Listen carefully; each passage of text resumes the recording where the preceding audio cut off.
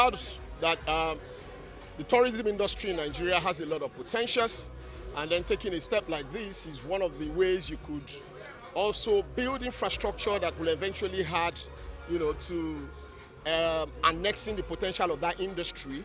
So for us, we have a lot of belief in the fact that, the Nigerian tourism industry has come of age, and having things like this will help to bolster, income to the industry, to the government. Of course, also increasing our gross domestic product, GDP, basically.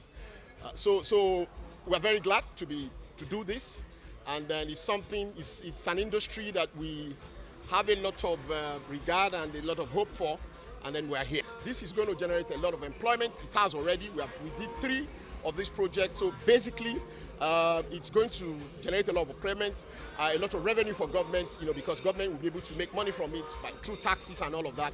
And then I encourage people who are investors generally in the industry to look in that direction, to begin to support the industry, because that's the only way we can encourage government and encourage the general populace, so that employment can be provided, and then revenue can be generated for the country. Tax is part of business. As a legitimate business owner, you shouldn't run away from tax. There are a lot of incentives that government have also created that can help to, reduce taxation on the part of the people. So if you stay on the right course, if you do what is right, you will be able to live with it, grow with it, develop with it, and at the end of the day, if the government can try to support those who have such vision, it will reduce a lot of unemployment, number one, because right here now we are employing a lot of people who have been jobless for some time. And I can tell you, my boss is somebody who cares about his staff, okay?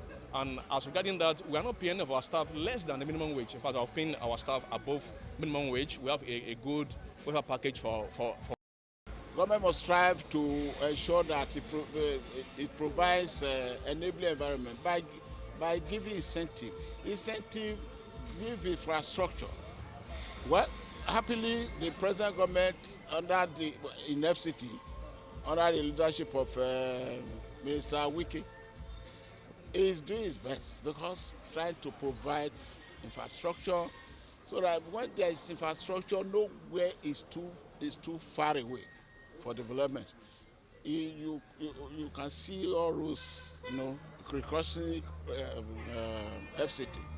It is because it will encourage developers, it will encourage investment, it will encourage people, private investors to go and cite meaningful investment,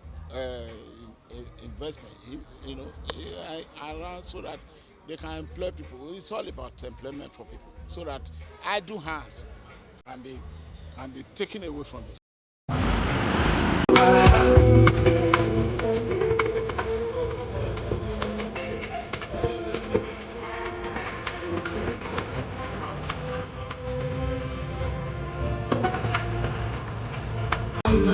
I'm a good boy, so go shopping.